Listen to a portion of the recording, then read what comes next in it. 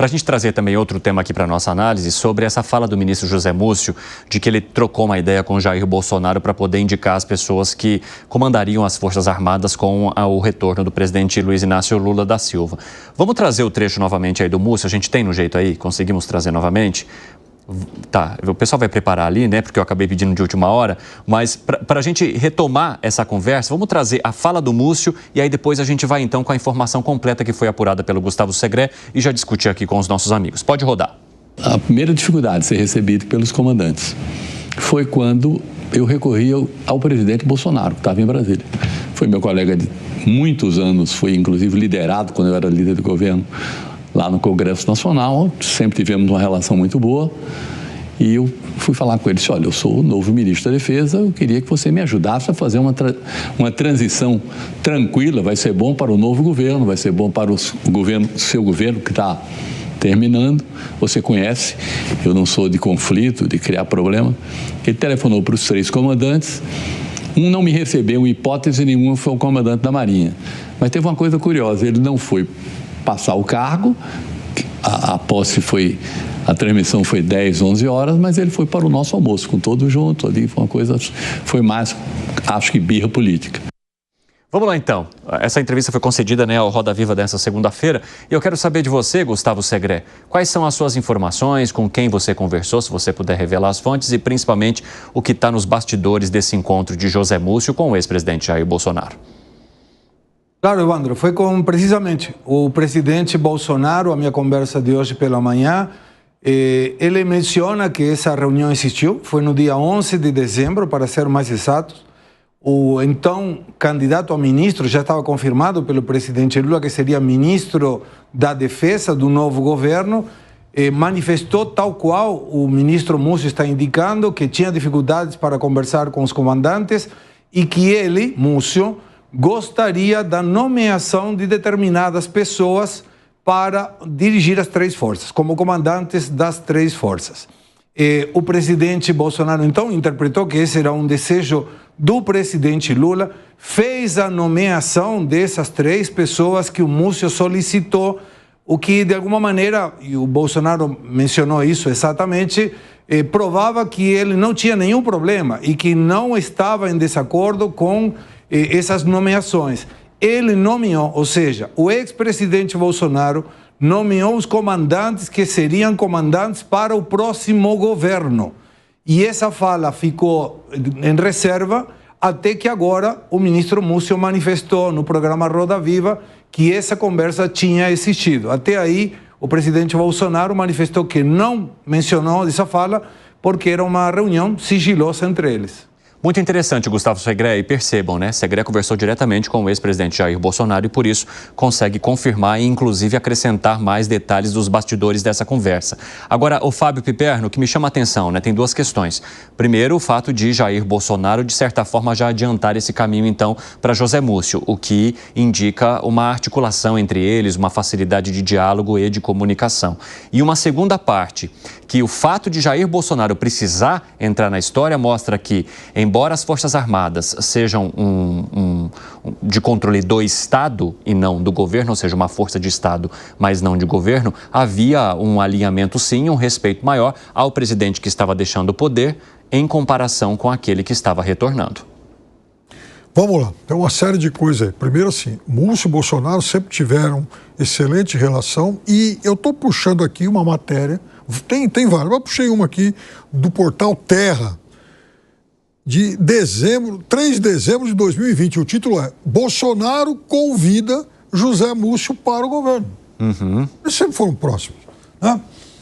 Então, o Múcio estava encontrando dificuldades, de fato, de interlocução lá com as Forças Armadas. Ele procura o presidente Bolsonaro e isso também não é novidade, é que ele falou ontem. Mas na época foi, inclusive, dito isso. E mais, é verdade, sim, que as nomeações dos ministros militares, isso é público, foram feitas aí no finalzinho de dezembro, antes do Lula, sim, inclusive, tomar posse. Também isso é um fato público. Então, eu acho que o Múcio ontem não contou nenhuma novidade. Ele apenas reavivou as memórias aí de muita gente que havia esquecido disso. E repito, ele foi convidado para participar do governo em 2020. Está aqui a matéria que eu acabei de ler, inclusive. Mas aí, ontem ele disse algo muito mais importante que isso e que está passando de uma forma um pouco periférica aí, então, que é o fato de que ele, Múcio, disse que, bom, olha, e se não fossem as Forças Armadas, e que as Forças Armadas ajudaram a evitar o golpe. Sim. Tá, mas aí então voltamos à origem de uma série de questões que a gente discute até hoje. Quem eram esses golpistas? Por que integrantes, né, da elite das Forças Armadas tiveram que, de fato, entrar em campo para evitar isso? Quais eram as forças que trabalharam por esse golpe? Que o Múcio subliminarmente admite. Quando ele fala que, olha, as Forças Armadas ajudaram a evitar, olha, você só evita algo que está em gestação. Então, quais foram as forças que realmente tramaram um golpe naquele momento? José Maria Trindade, você também tem muita proximidade com o ministro José Múcio. Eu gostaria de ouvir a sua análise sobre tanto o que ele mencionou ali, sobre essa outra fala que foi destacada também aqui pelo Fábio Piperno. Vai lá. Mas aí eu devo dizer que eu convivi muito ali nesse meio e foi um momento muito turbulento. Não é novidade esta reunião, não foi uma, foram várias reuniões entre José Múcio e o ex-presidente Jair Bolsonaro, o então presidente da República. Houve conversas com Paulo Sérgio, que era o ministro da Defesa, houve conversas com os generais, né? Os generais, ele procurou ali apoio. A ponto dos, vamos dizer, entediados, ou sei lá o quê, da esquerda e petistas, levarem ao presidente Lula a mensagem de que, olha, o José Múcio não serve para ser ministro da Defesa num momento desse. Ele tinha que chegar e assumir firmemente e colocar força. E me disse um importante líder do PT, sabe, Zé Maria, quando alguém quer montar num cavalo bravo, ele tem que chegar e juntar e segurar nas rédeas firmes. Não pode chegar com medo. Senão o cavalo percebe que ele está com medo e o joga no chão. Né? Era a ideia de parte importante do governo. Mas o presidente Lula confiava no jeito de José Múcio. Seria muito mais difícil se não fosse esse jeito. E ele procurou o apoio em generais da reserva, em generais da ativa, conversou muito, né? E principalmente ele conseguiu o apoio, conseguiu essa força para ser ministro da Defesa num momento tão conturbado. Tão conturbado que até o então ministro da Defesa tinha dificuldades de agir, tinha dificuldades de se portar. Ele me disse, ministro da Defesa, ele me falou, eu sou ministro da Defesa e não consigo falar com o presidente, eu tenho que falar com o coronel Cid, para saber o que está acontecendo. Estava uma espécie de desorganização geral. Ele falou muito real, muito real. Houve uma avaliação de quem poderia apoiar uma quebra constitucional. E o Exército e a Aeronáutica foram muito precisos ali em negar. Mas a negativa não foi do comandante, foi do corpo. Dos generais, apenas 2 ou talvez 3 é que apoiariam, para se ter uma ideia. Mas nessa entrevista, o José Múcio deu outra declaração importante e que também está sendo esquecida. Ele falou com todas as letras que não houve golpe, que aquilo ali foi quebra-quebra e que foi ataque a prédios públicos e a instituições e não exatamente o golpe. Ele falou isso, né? Declarou na entrevista de ontem. Então, assim, este é o quadro geral. Foi um momento tenso, sim, do país, onde as Forças Armadas seguraram mesmo a situação.